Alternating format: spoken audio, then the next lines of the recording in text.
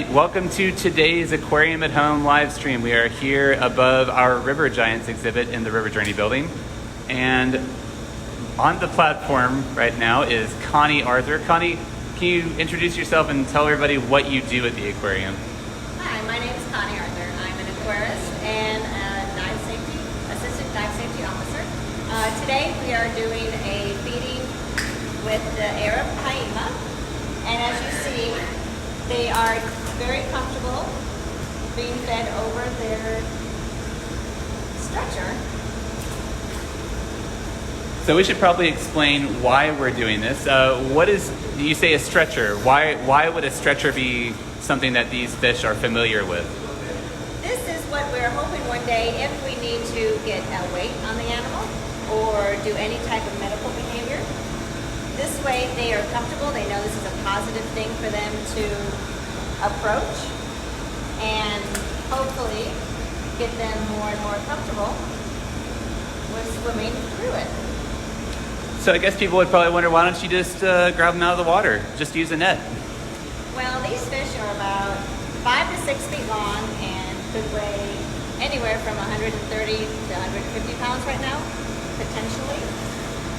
They can get up to about 15 feet and 400 pounds. So I don't think one of those. So I'll go ahead and preface what's likely to be a fraught live stream, because there are likely to be some issues with connectivity. We are at probably the very center of the aquarium. The aquarium is a large concrete box, so there may be some times where the stream drops out, but we'll do our best to minimize those as best we can. And just as a reminder to those of you who are joining us, first of all, thank you. Thank you for joining us. Thank you for letting us be a resource for you and help you to relax and maybe learn a little bit during these times when we're all kind of stuck at home. But if you have any questions for Connie, we also have some other experts here who may be able to field a few of those. Type them down in the comments and we will be sure to pass them on. It looks like we have a few of them coming in already. It looks like Sarah Mack, who we're all very familiar with, is asking, what is she feeding them? I am feeding pieces of mackerel, some rainbow trout, and some squid that actually is filled with something we call fish jello, but it's a gel food that has high in vitamins and minerals, and that way they're getting their vitamins and they don't even know it. And this is all prepared. This is all prepared fresh. We have a kitchen upstairs where you process all this. Yes, absolutely. We use top grade seafood that is also used in restaurants around, so they get really good food. They're eating as well as we are. They are eating as well as we are, if not better, because I can't afford rainbow trout and squid at home. All right, so if you have any questions, please type them down in the comments. These are some of the biggest fish here at the aquarium, are they not? They are. They're one of the largest freshwater fish, and they've also, it's known that they are one of the fastest growing fish around. Because these guys came in to us between 2013 and they were only about 30 pounds. And as you can see, they are much larger than that now. So they're about 8 to 9 years old is our guesstimate. And I don't know if the camera is really doing justice to quite how big these guys are. And if you imagine, so if you think about the fact that these, as Connie said, are 5 to 6 feet long, and they could grow to twice that length, that's a big, big fish. So we're getting some other comments in. Angelis Corette. Again, I'm going to mispronounce some names, so I'll just go ahead and apologize for that in advance, because that's just going to happen. Wants to know, how long do Arapaima live? That's a good question. Out in the wild, they're not 100% sure, but I would have to guess at least 15 to 20 years. And that's a guess, because not much is known once they get really big. It's hard to do research on the population. Heather McLean would like to know, how old are these fish? You said 8 to 9 years old, correct? Correct. And Ryan Marquez would like to know, has this species ever been bred successfully in aquaria before?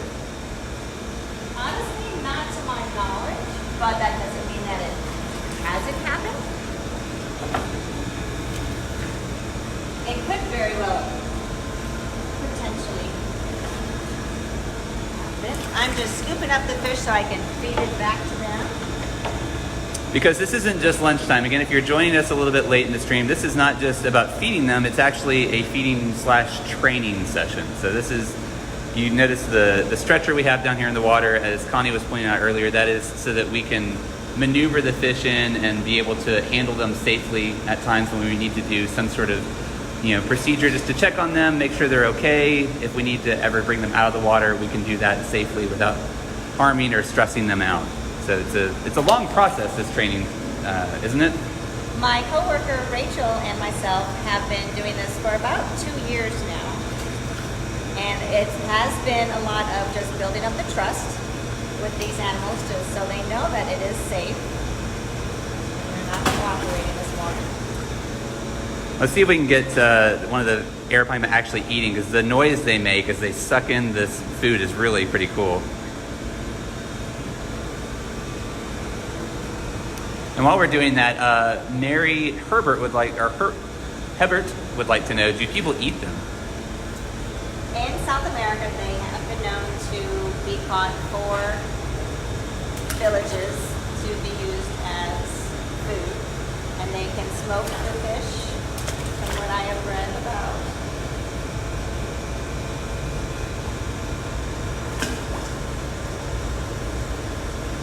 Here we go. Of course, it's underwater. All right, so Melissa Aston is asking on behalf of her second grader, Sai, how often do they get fed? These guys get fed every other day. So today is their feeding day, and they'll have to wait a couple days to be fed. That's fine. Okay. And now what I'm going to do is I'm going to pass this food on to my coworker Avery, and she's going to take them over to what we have known as a stationing place. Let me scoop up the food. So while you're doing that, Connie, Melissa Doe would like to know, so they're meat eaters, are they ever aggressive? Not at all. These guys are actually probably more curious about everything, and they like to investigate and see what's going on in the water, but they have never, that we have seen, shown any types of aggression. In fact, we have divers in the water right now. So Yes, we do. we coincide the training sessions with feeding the tank, with the divers being in the tank, feeding the rest of the tank. Is that correct? That is correct. They are currently feeding the freshwater rays, stingrays right now, and they will also feed some other specific fish that are in this tank. All right, and Susan Smith is asking, is that a catfish in the tank with them? And the answer is probably yes. I don't know which fish you're looking at, but we do have catfish in this tank. This is one of the rare exceptions to at the aquarium to a single exhibit being representative of a single habitat. This exhibit, River Giants, actually has fish from all around the world in it. So, and I don't know if that's the catfish you're talking about, but we do have quite a few people up here on the dive platform today, and that is one of our mascot costumes. So probably not the fish you're talking about, but just to explain why there's somebody in a costume in the background. Ryan Marquez asked, can you get a stretcher to get weights on fish like that? Yes, I know it's been done with several other species as well as marine mammals. We've done this for years. So this is just a matter for our facility to incorporate good husbandry skills where we'll be able to take care of our animals. John Kinson asked, do you use targets in your training? I've seen other aquariums use specific targets for each species of fish, and that is actually what's going on right now. Well, this white lid is a stationing device. So they know to come to that area to station while I might be, or Rachel might be, working the animals over here by the stretcher. So as you can see, they're all now starting to hang out over by that white plastic lid, which is their stationing target. All right. Eli Crump, who is 9 years old, asked, is the one who just swam by bent in the middle? Actually, he is. He's had it ever since birth, from what we can gather. Kind of like scoliosis, so just a little bit curvature of the spine. but it doesn't inhibit him in any way as far as eating, social behavior, and he's perfectly fine. He just has a little kink to him.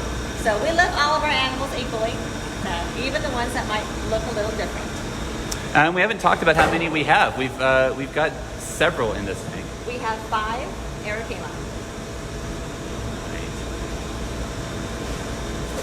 Sarah Mack is asking on behalf of Oliver, how do they get weight? Wants to know, how do they get so big? They probably grow so well because we feed them consistently, whereas in the wild, sometimes their food may not be found as often as we are able to provide them with food. Like we said, every other day they do get a good source of mackerel, trout, and squid. So they're able to grow nice and fast. Okay, and Patrick Helton, who is 7 years old, or Patrick Helton, who is asking on behalf of a 7-year-old, wants to know how long the fish are. So if you joined the live stream late, we've answered some of these questions already, but if you want to just go back over that real quick. Well, we haven't been able to get an official measurement, but we would have to guess that these guys are probably between 5 and 6 feet long at this point, and they're probably still growing, so they can get up to 12 to 14 feet long. And Melissa Brown is asking what kind of fish are these. These are Arapaima. Now we're done with the feeding for their Okay. Sarah Mack says that Evelyn wants to know if you train all the fish in the tank or just the Arapaima. Right now we are just focusing on the Arapaima.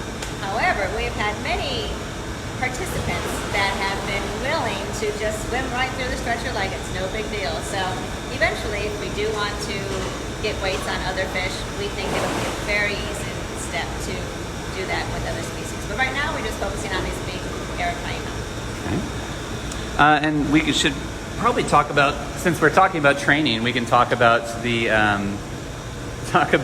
yes, Amanda, so you might get pulled into this. Training coordinator. So our philosophy when it comes to training animals is it's positive, right? So talk a little bit about that. We want all the training that we do to be positive reinforcement training, so that way the animal is given a choice. So as you saw today, none of the fish decided they wanted to swim through the stretcher, but that doesn't mean that they went without food. Instead, we simply did a behavior that they're really comfortable with, which is the station. So we just had them go to the station, and that's where they were given the food. So it is ultimately the animal's choice for anything if they want to do it or not. We're getting quite a few questions about, getting a couple of questions at least about sharks that happen to be on the screen right now. Stephanie Bruno wants to know, what do you all feed the sharks?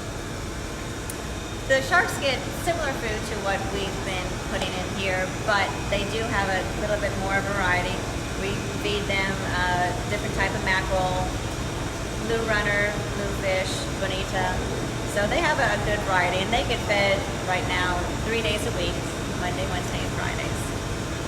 And Tara Thomas, to answer your question, we do have sharks at the aquarium. We've got sandbar and sand tiger sharks in the Secret Reef exhibit, and we also have several species of sharks, including epaulets, horns, and coral cat sharks in the Stingray Bay exhibit.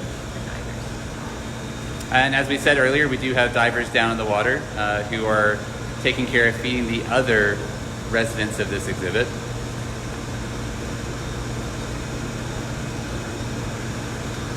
Callie Copeland would like to know, how much do Arapaima usually weigh?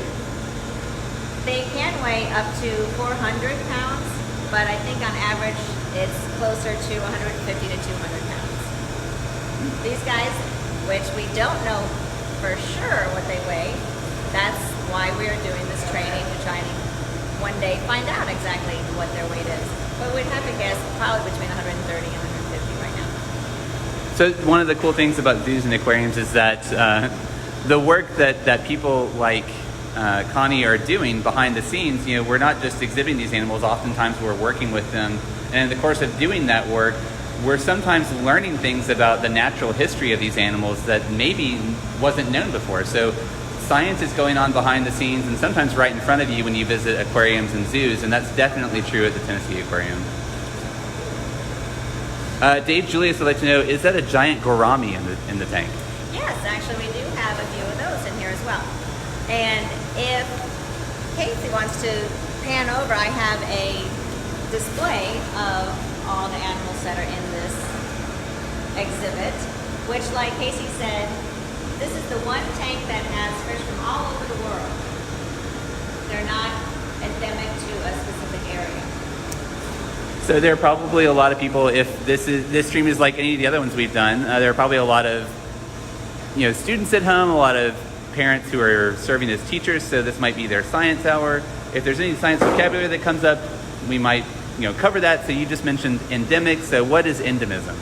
Endemic means all found in one specific location. We have a lot of exhibits that are like the flooded Amazon is all based around the fish that are found at that specific location. These fish come from all over the world: Australia, Southeast Asia, I said South America, sorry. I'm getting fumbled here. But basically all over the world, and including North America. We have sturgeon, lake sturgeon in here, as well as the red-tailed catfish can be found in various areas around the country. Meredith Snyder would like to know, will the fish ever get too big for the tank that they are currently in? And if that happens, where will they go? Usually most fish will adapt to their environment, so I don't think that should be an issue. They should be more than enough space in here, since we probably will not be adding any more, especially Arapaima or other larger fish, to the exhibit. So can we talk a bit about what's going on the platform that people are looking at right now? This is one of our volunteer divers that is gracious enough to be with us here today. So he is feeding some more specific fish like the barramundi, which is that kind of silver fish just right next to the platform, as well as the alligator gar.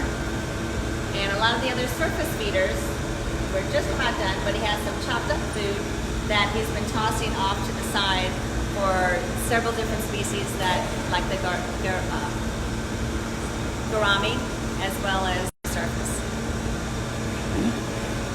Tara is asking any idea when we'll be open to the public again. Tara, that's a decision that's just going to have to be made day by day. We don't have any set date at the moment, but if you stay tuned to our website, tnaqua.org, or to the social channels like Facebook, that news will be coming out as it's made available to us and as decisions are made. Obviously we want everybody to be safe, us and the guests, so that's just something that's going to have to be made, a decision that will have to be made in the future as we get more information and this situation develops a little bit further.